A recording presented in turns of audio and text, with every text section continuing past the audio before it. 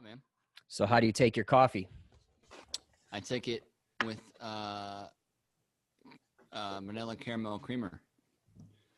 About yay color. Nice. I used to drink straight black coffee with sugar, but then I just stopped and didn't like it like that anymore. And then I started using creamer. My wife uses a lot of creamer.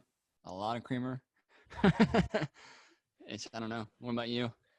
Well, how I love to have it, or how I Are you a big coffee snob? Or you're no, just like, give me some Folgers, I'm good. just no, not it's got to be better than Folgers. Okay, I mean, no, just like what, $8 a pound price range. I don't know. There's a lot that fit that description, but you don't get like local coffee.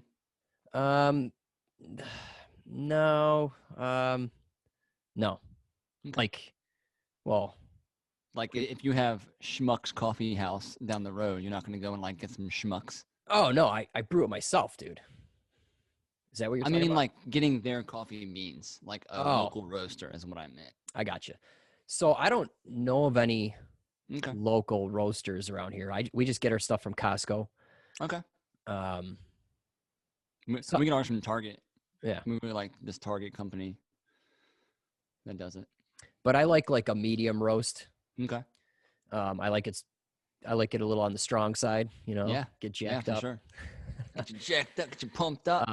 My favorite thing is just straight up half and half creamer, right? Okay. But if I'm not doing dairy, I might sprinkle a dash of cinnamon. Okay. Or there's this powdered creamer. It's a non-dairy creamer. It's like superfoods creamer. It's like low calorie stuff that we got from Costco. So that makes it taste pretty good. It's a little okay. So those are the ways I drink it. But I drink coffee every morning, dude. And we have a French press. Okay. So that's get a little more richer flavor, I think, with that, Yeah. So a while back, I tried roasting my own beans. That was very difficult to do because I tried doing it in a popcorn popper. That was very what? You broke up. Sorry. So I tried roasting my own beans, and I tried doing it in a popcorn popper. An air popper for popcorn. Okay. Yeah.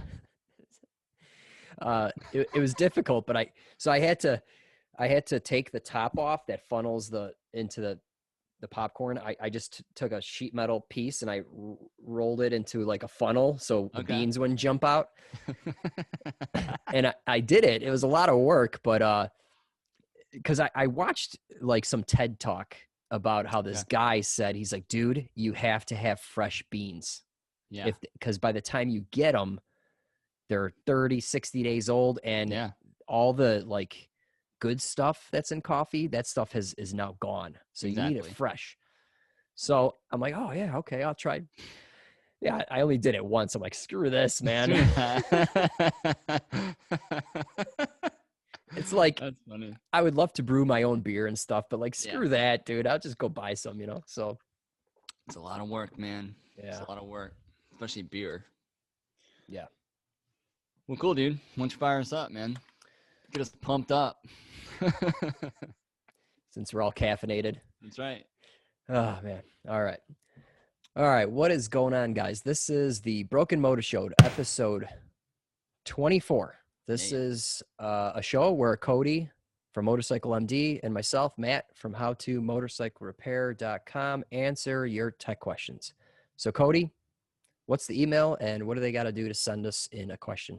Yeah, so you guys can reach us anytime, 24 hours a day, at askbrokenmoto@gmail.com.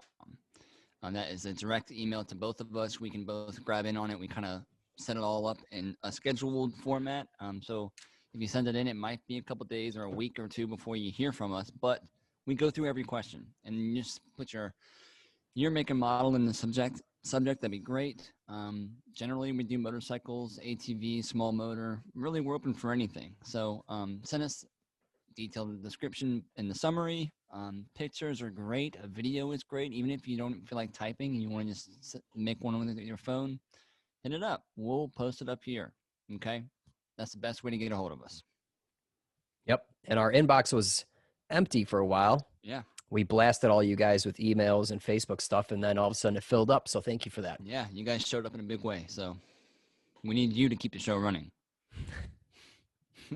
That's right. Yeah.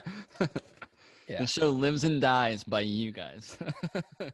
Yeah, I was at my dad's house the other day, and he's like, "Hey, you still doing that thing with Cody?" I'm like, "Yeah, why?" And he's like, "Oh, I haven't seen any lately." I'm like, "What are you talking about? We post every Tuesday." He's like, "Oh, I'm on Facebook looking for it. So sometimes I don't post." Oh, yeah. Facebook. Yeah. Sometimes I don't either. Yeah. And he's like, "Oh, so he watches this stuff." That's awesome. That's awesome, man. Yeah, that's really cool. Yeah. It feels nice to have something that, even if it's not getting as many views as my other stuff, it's really nice to have something that goes out every Tuesday. It just feels good to have like content going out that someone will maybe enjoy. So yeah, and I don't know about for you, but this is a lot of fun because it's a little easier, and we drink beer. Yeah, and we talk because it's lonely on my side, man. It's just me early in the morning yelling at the camera, trying to make stuff work. So it's I will encourage you, Matt, that you should be super proud of your vapor hone stuff, man, because the more that I've gotten into like a group with like vapor honing stuff, and majority of the posts are people building your stuff, man. Oh, really? Yeah, like the stuff that I see, like it's like, yeah, I just started building this from Matt's video. And I don't comment or anything like that because I don't have anything like that. I just somehow I got into the group. Probably a friend of mine might have asked me to join it or whatever. But most of the stuff I see are people like, yeah, check out Matt's plans. And they're like, yeah, I just finished building my wood one over here. I'm like, that's my boy, dude. Nice. Is this David's group, the vapor honing chat? Oh, okay. Yeah, I used to be in there. Yeah. Yeah. So I was just, it was cool to see that. So yeah, that's awesome, dude. Well, thank you. Happy about that. Thank you. Cool. Well, let's actually, you guys know that last week. Why don't we just say the right answer? I mean, I'm sure multiple people will. Yeah. Okay. Yeah. Well, I don't know. Shit. Yeah, I guess. Hey, man, this is just, we launch ugly, baby. This is how we do stuff. We just launch ugly and figure it out. So, Matt, what was the question? Geez, I don't even know. Let me see here. Oh, yeah. In 1887, Yamaha was not a motorcycle company. They started making what first? I don't know the answer, but can I guess? Take a guess. I'm going to say pianos. You're correct. Oh, really? Yeah. Bam. Yeah. Awesome. So all of you guys who put pianos, or females put pianos, you won. You won, dude. Today is your day. Congratulations. Congratulations. You win nothing. You are recognized as a winner today in my book. So the funny thing is I was going to ask a question that was very similar to that. Okay. Yamaha. It had to do with Yamaha and pianos. So now I don't have one. Do you have an extra one I can borrow, man? No, I'm fresh out. So, man, you were all like, oh, man, you got to get a question together, or this and that, and then you don't even come with one. You know, maybe I'll come up with one by the end of this episode, okay? So if you guys want to see the question, hang out to the end of the video. I mean, you already know the questions. When I'm reading one, you can just Google something. Yeah, that's what I'm doing right now. All right. So while you do that, I'll fire off the first question. Cool, man. Do it. All right. This is from Mark. Hi there. Are there different needle holders for genuine PWK carbs? I have a Keihin PWK 28 mil that has a needle holder with no holes on the end of it, opposite end of the main jet, and is useless in my 2-stroke engine. Are there different versions? What do I need to look for? Cheers, Mark. Oh, man, this is a tough one. It is, yeah. So, yes, there are different needle holders, and I believe for a 2-stroke, they don't have holes in it, or was it a 4-stroke doesn't have holes in it, or vice versa? Are we talking about the emulsion tube? I think he's talking about. Oh, I thought he was talking about the slide. He said the needle holder. I thought he was talking about the slide. No, It has a needle holder with no holes in. Oh, so they talk. Yeah, you could be right. The emulsion. well, opposite end of the main jet. So I think it's the it could emulsion be tube. emulsion, or it could be the needle jet, but it's probably emulsion. Yeah, I think it's the long tube that he's talking about. Yeah, I think you're right. So I get it because like these PWKs, you have PWKs on that 350 behind you, right? No, I have VMs.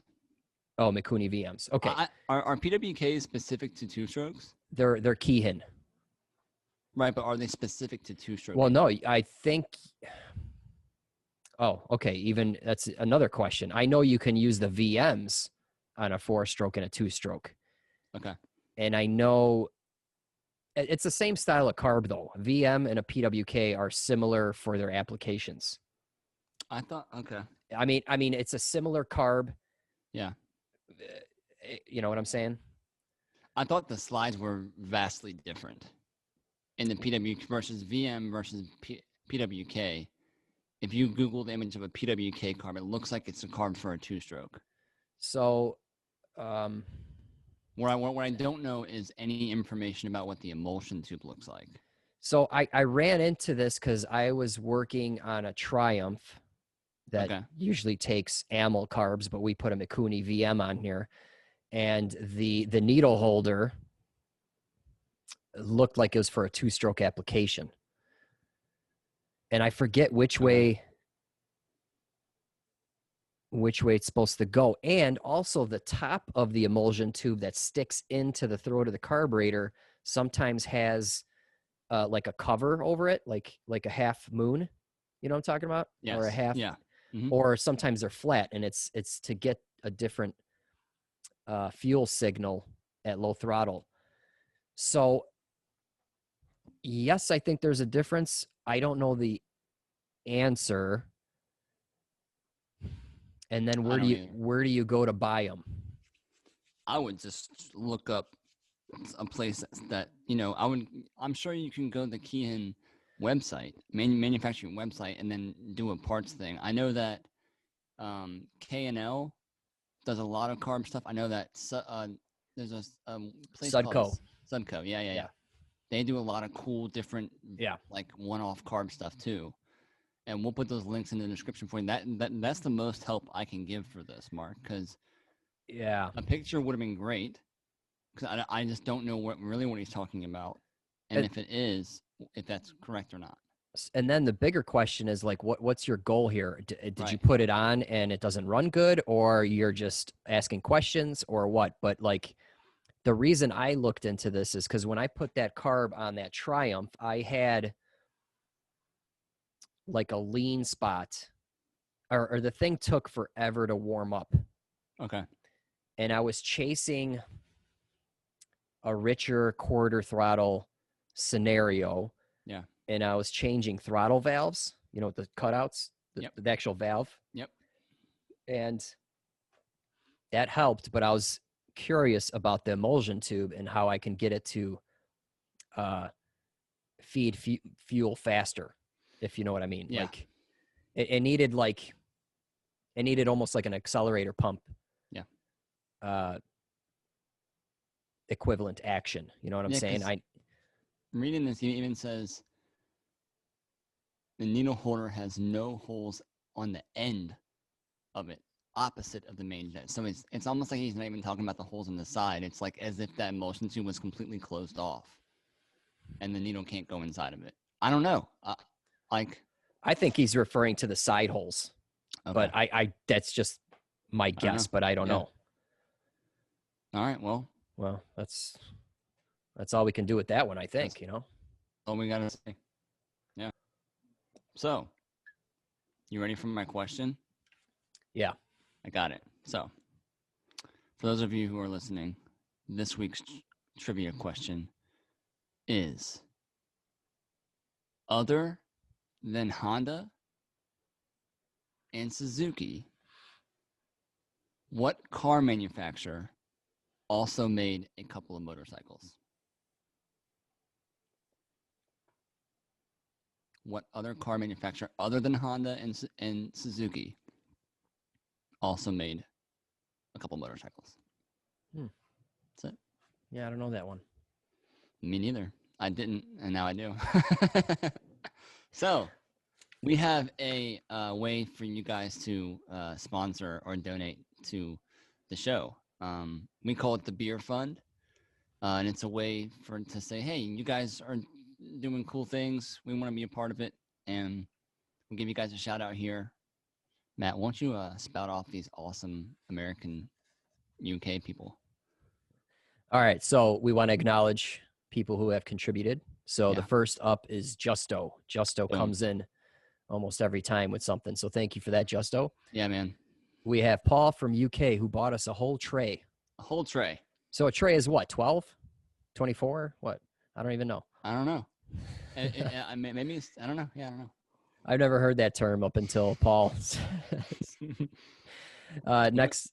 We need to have him on the stream every now and then, just to chime in and talk. Yeah. Say hello. Yeah. We'll be drinking beer. He'll be drinking coffee. It's what, 8 hours? So. Yeah. Next up, we have the Fitz. There he is. The nice donation. And Brett, huge donation. Thanks, huge Brett. Donation. Thanks, Brett. More butts. More Chiming butts. Yeah. And then the Fitz again. So Fitz hit us up twice. So thank you guys. I'm not drinking beer today, but thanks a lot. Cheers. Yeah. We're meeting on a Sunday. So I have a coffee midday. I'm drinking Topo Chico mineral water, carbonated, no fingers of head, 0 calories, 0 taste. All the enjoyment. Yeah. Is it good? You like it? Makes me burp like crazy. It's really carbonated. So. Yeah. Right after this, I have to get to painting. I sent you a picture. Yeah. Matt, I did 2 coats of primer last night everywhere. Now I have to paint. So I'm getting jacked up on some coffee. Oh man. So do you have to paint the ceiling too? Oh yeah, man. Oh dude, my neck feels for you, dude. You're just gonna be it just gets locked in its position. Right here, like on one side, it just like it's brutal, man. And it happened to me last night. And you don't notice it until you're gonna put your head down. You're like, oh my gosh, what am I doing to my body? So what color are you going on the walls? White. Everything's white? Dude, if you saw the inside of my house, you'd be like, this is nuts how white it is. And my wife likes whites, tans, golds, and blacks. So that's like the color palette. And it's all white. So are you doing the same color ceiling and walls? Yep. No, I mean, okay. Yeah, the walls and ceiling will all be white. So no cutting. No cutting. That's awesome, dude. Yeah, man. I was gonna ask, are you taping it off or what? But dude, I do everything freehand. I just go. I can cut really well. It's just luckily she does all white stuff, so it's been super easy for me. Oh yeah. Not like an accent wall, where nightmare. Yeah. Well, that's good. I'm really excited to get this over with because we've had this stuff in plastic that the plastic is covering up Christmas stuff. It's been covered so long. Yeah. So the tree and the table and the floor has been covered. I actually had to have the drywall guys because I paid a team to come out and finish I had a drywall up, right? And it was all done, but I needed someone to come in mud. Yeah. And I needed them to skim coat the ceiling because it was textured. And some was, some wasn't. They needed to come and skim coat. These 2 guys came, did the job, said they were finished. I looked up, I'm like, this looks like crap. And I got a hold of the owner, sent them a bunch of pictures. I'm like, do you think this is finished? And I sent him a bunch of pictures, and he sent a new team out the following week, and they rocked it out, and it looks like glass. It looks perfect. So nice. I'm about that. Wish they would have sent the A team the first time. Yeah. But what can you do? Dude, I'm just glad it's done. That is something that is money well spent during a project, is to get a drywall guy, dude. Mm-hmm.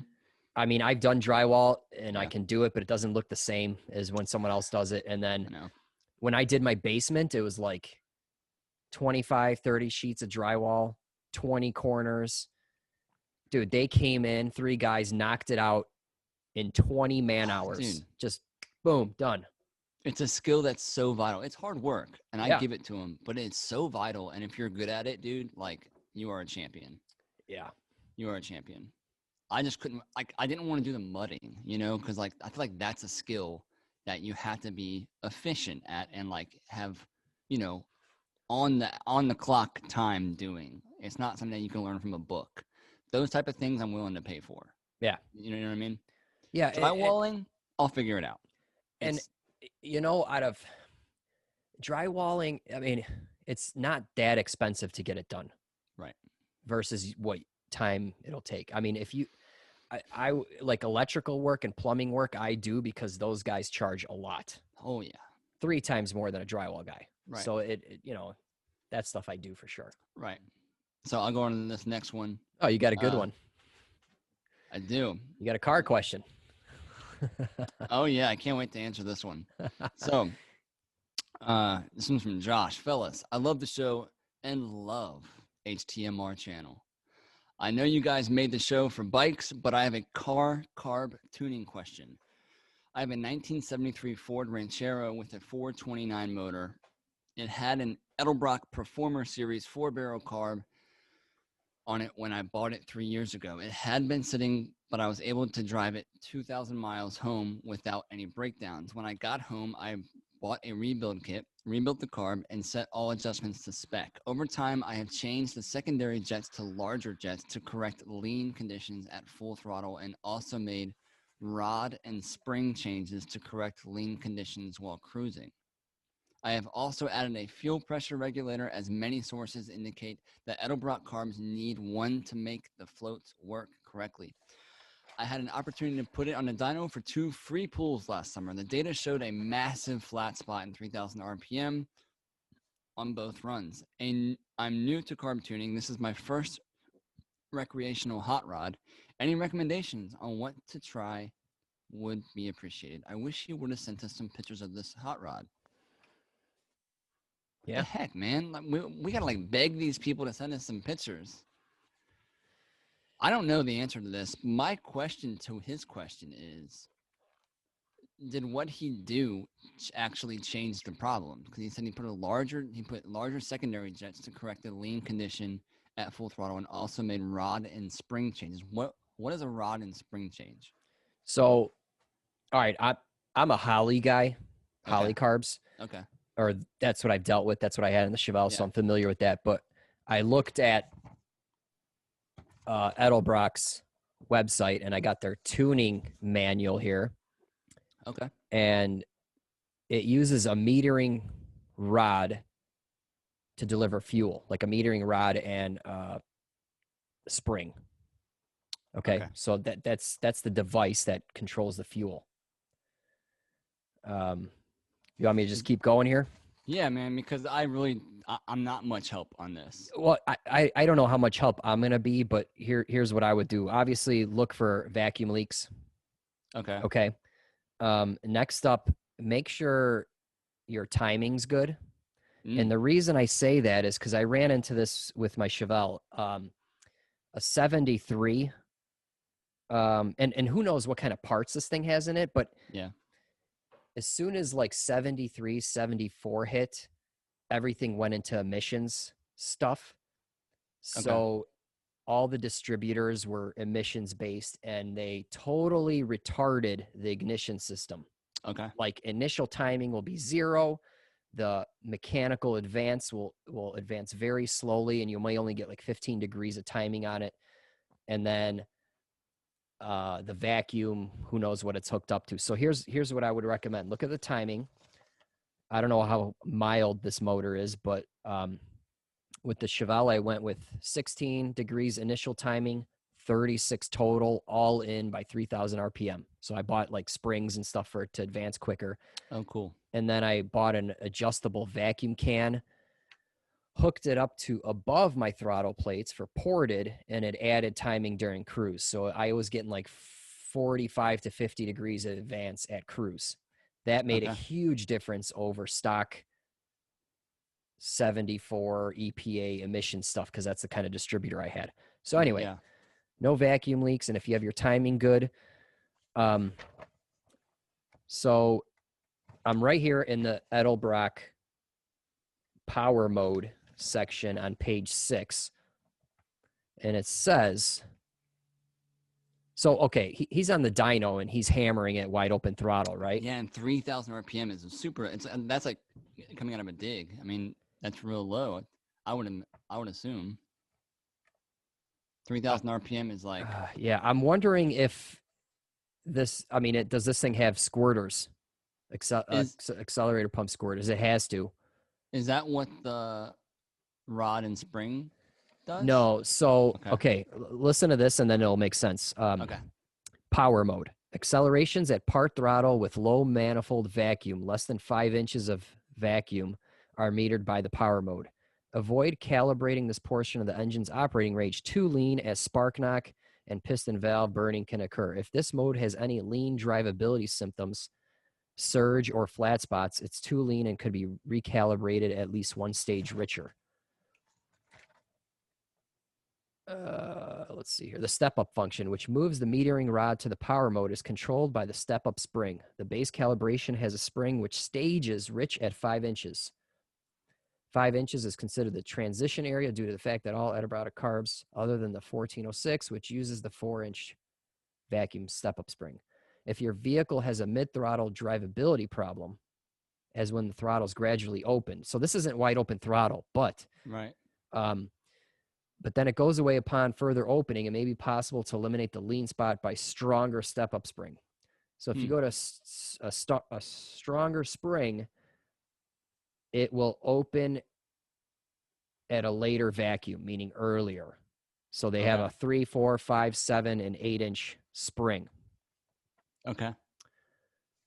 So that's like, so what's happening is when you gun it, vacuum drops. Yeah. This guy opens up and allows fuel in. Okay. So maybe that needs to be. So the stiffer spring would result in a richer situation at that throttle. Okay. Okay. So that's the only thing I really got out of here. It sounds like you're in the ballpark for what, the area that he's having a trouble in. Massive flat spot and 3,000 RPM on both runs. Consistent. He changed some parts out. Maybe try doing it again. I mean, did it make any change at all? That's what I was kind of curious as to. He said that he did these changes, larger jet size to correct the high RPM. Then he did change the spring out. Did that solve the problems that he was originally concerned with prior to this? Sure. Run? Yeah, I mean, and then anything with carbs, just make one change at a time and see what happens. For sure. And I think if you mess around with those secondary jets and maybe this power up thing, the rod and spring, I think maybe you'll get there. That sounds like he's onto something. Thanks for the email, Josh. Thanks for the mixed bag.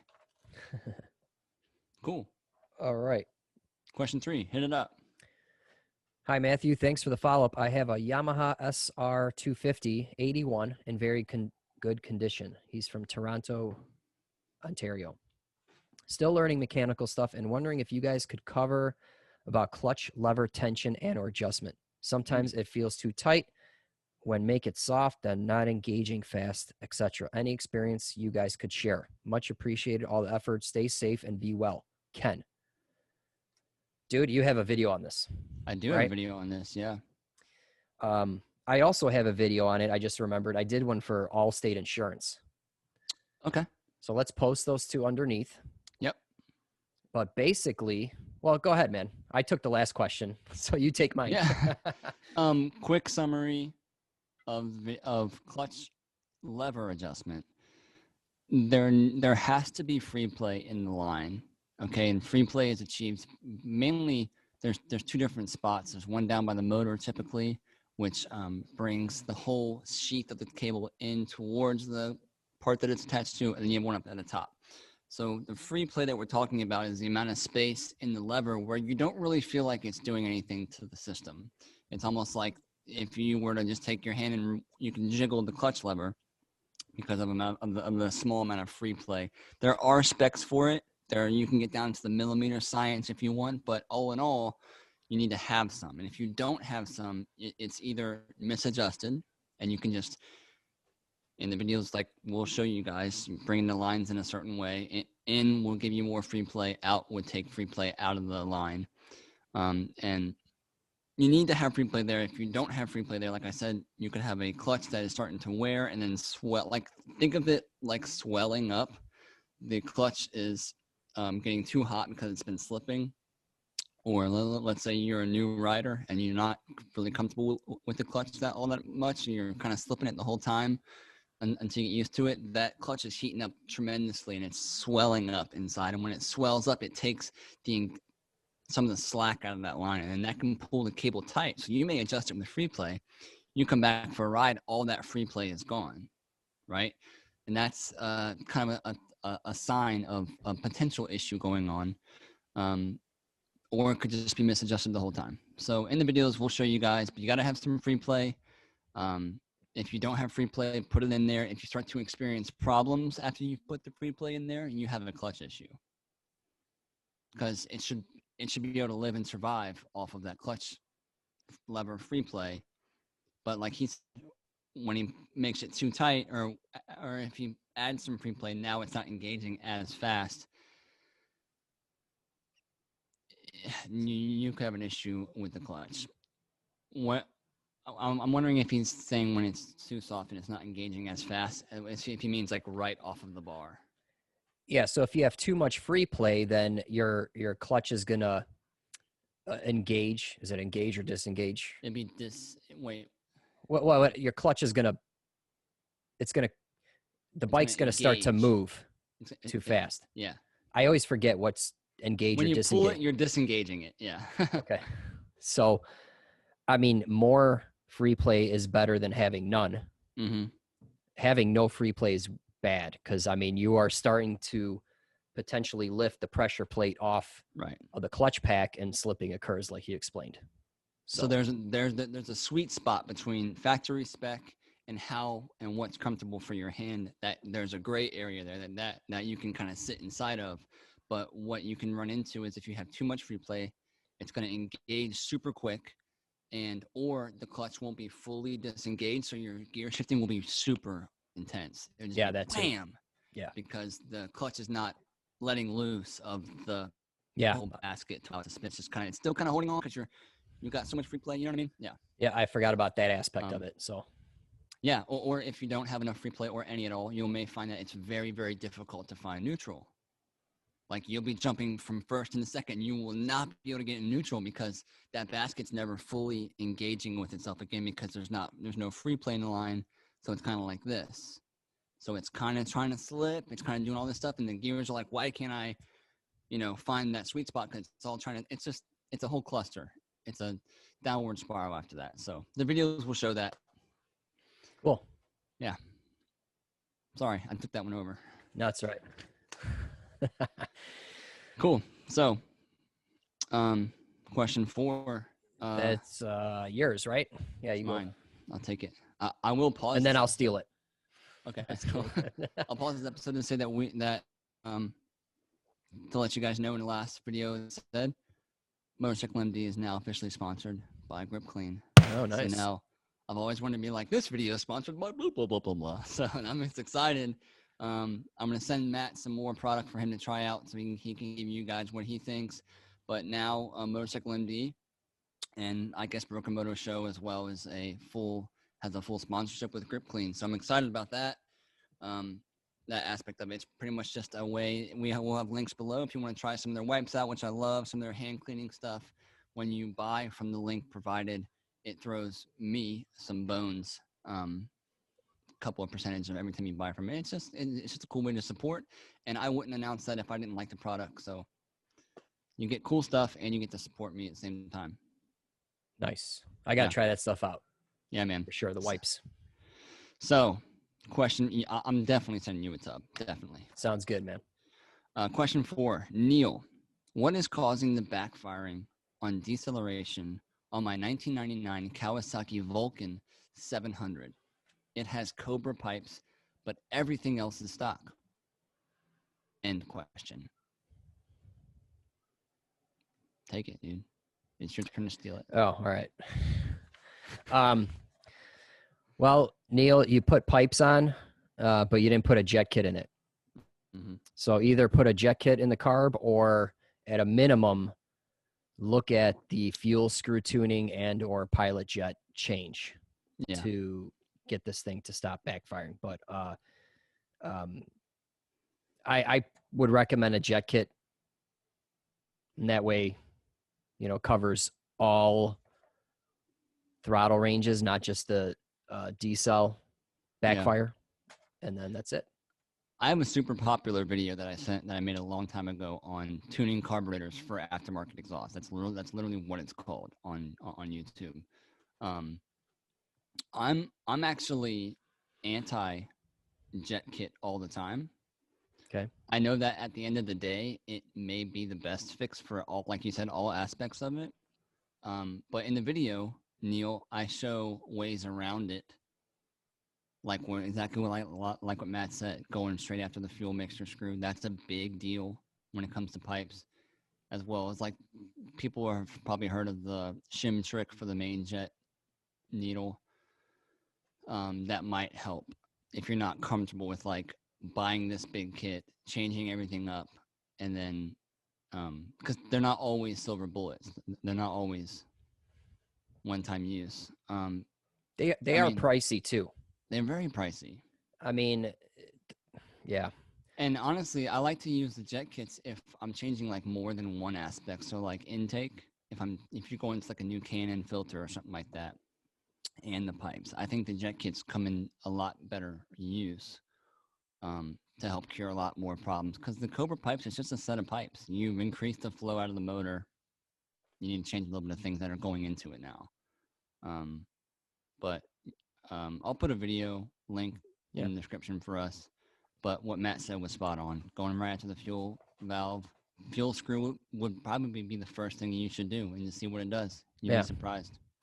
Now I have a video that should be able to help you. I have a carb clean video on this model. So if you want to take the carb apart and do some jetting, then that video will definitely help you. So just email me. I can further help you on that if you want. Yeah, we'll drop the carb clean video in the description. That'd be like a blueprint for what he needs. Do you show like taking it out? Yeah. Too? I think it's on the 800 model. Carb. Boom. Cool. It's on the 800 model, but I don't know what the difference is with the 700. So I have to look, but yeah, I think it should be the same. Sweet. There you go. So that's it, man. That's it. Yeah. Back to life. Yeah. Back to real world. Be sure to send us an email, guys.